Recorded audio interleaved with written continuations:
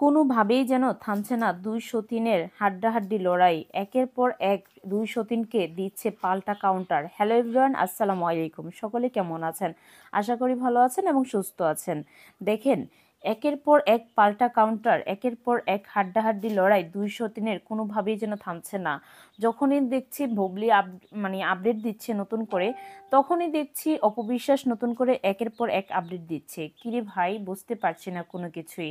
তো যাই হোক, এই হাড্ডাহাড্ডির লড়াইয়ে কে বা জিতলো, কে বা হারলো, কিন্তু একটা জিনিস বলতে হবে, অপবিশ্বাস কিন্তু সব দিক থেকে এগিয়ে থাকে। কেননা অপবিশ্বাসের যে ভক্ত বলেন, যে সেলিব্রিটি থেকে শুরু করে অনেক দাপট আগিয়ে আছে। কেননা অপবিশ্বাস একটা ডালিউড কুইন যাকে বলা হয়। অপবিশ্বাস এমন একটা নায়িকা যার হাজার হাজার দর্শক আছে। আর বুবলিকে কয়জন চিনে, কয়জনই বা চিনে। বুবলি যে কথাটা বলল যে অপু বিশ্বাসকে মানে একেবারে পাত্তাই দিল না, যে জায়গায় অপু বিশ্বাসকে বাদ দিয়ে বুবলি একটা জিনিস জাহির করতে চাইলো যে অপু বিশ্বাসকে কেউই চিনে না, একেবারে এক কথায় কেউ চিনে না।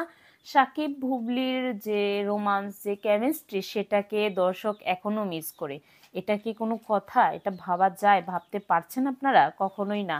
কেননা এটা অপবিশ্বাসের মুখের কথা নয়, এটা বুবলির মুখের কথা। কিভাবে বলতে পারলো? সে তো অনেক কিছুই জানে না, অনেক কিছুই জানে না। সাকিবের ওয়াইফ যে ছিল বুবলি, সেটাও সে জানতো না। তো আর এটা তো জানা কোনো কথাই না। সে নিজেকে এত বড় চাপাবাজ, নিজেকে কিভাবে সাকিবের ওয়াইফ হিসেবে জাহির করবে সেটাকে নিয়ে সে ব্যস্ত থাকে। অপু বিশ্বাসকে কোনো জায়গায় এভাবে দেখিনি যে এরকম নোংরা নিচু মন মানসিকতার কথা বলতে। সে পারে না, সে নিজের ব্যক্তিগত পারিবারিক জিনিসগুলোকে সামনে নিয়ে আসার।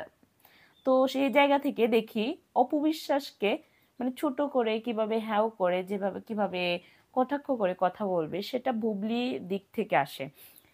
বুবলি এতটা পরিমাণ জঘন্য হতে পারে আমি কখনো ভাবতে পারিনি। হ্যাঁ, অপু বিশ্বাস হিন্দু ধর্মের মেয়ে, হিন্দু ধর্মের সন্তান। তো সেই জায়গা থেকে অপু বিশ্বাসকে আমরা একটু অপছন্দ করতে পারি, কিন্তু বিশেষ করে অপু বিশ্বাসের ভক্ত অনেক, অনেক বললে চলে।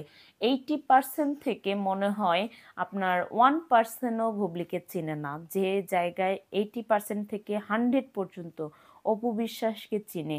ছোট বলেন, মধ্যবিত্ত বলেন, হাই ক্যাটাগরির লোক বলেন, সকল শ্রেণীর মানুষ কিন্তু অপু বিশ্বাস শাকিব খানের জুটিটাকে বেস্ট জুটি হিসেবে প্রাধান্য দিয়ে থাকে। আর অপু বিশ্বাসকে বাদ দিয়ে সে জায়গায় বুবলি বলতেছে সাকিব আর সরি অপু বিশ্বাসকে বাদ দিয়ে বলতেছে যে বুবলি শাকিব খানের জুটিটা এখনো মানে দর্শক পছন্দ করে, এখনো মিস করে।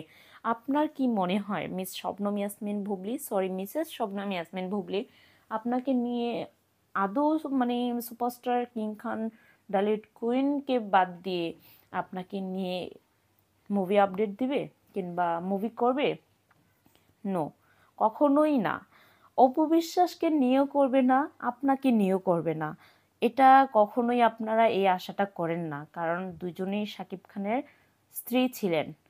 বৈধ হন আর অবৈধ হন, বৈধ এখন করেছেন, আর আগে কিন্তু বৈধ ছিলেন না। ছেলেটার দিক তাকিয়ে যুক্তরাষ্ট্রে যাওয়ার পর অপু বিশ্বাসকে বাংলাদেশ রেখে আপনাকে নিয়ে তখন বৈধ করেছে, এর আগে না। আপনি যেভাবে জাহির করতেছেন যে আমি শাকিব খান একসাথে মানে কিছু পারিবারিক বিষয়ে আমরা গিয়েছি এবং কি বৈধ স্ত্রী হিসেবে দাবি করছেন, সেই কিছুদিন আগেও কিন্তু মিস্টার শাকিব খানকে আপনি ছোট করতে কোনো দিক দিয়ে কম করেননি। যাই হোক, এরকম নোংরামি, এরকম ফাইজলামি বাদ দিয়ে কিভাবে ভালো কাজ করবেন, কিভাবে নিজেকে পরিবর্তন করবেন, সেটা চিন্তা ভাবনা করেন।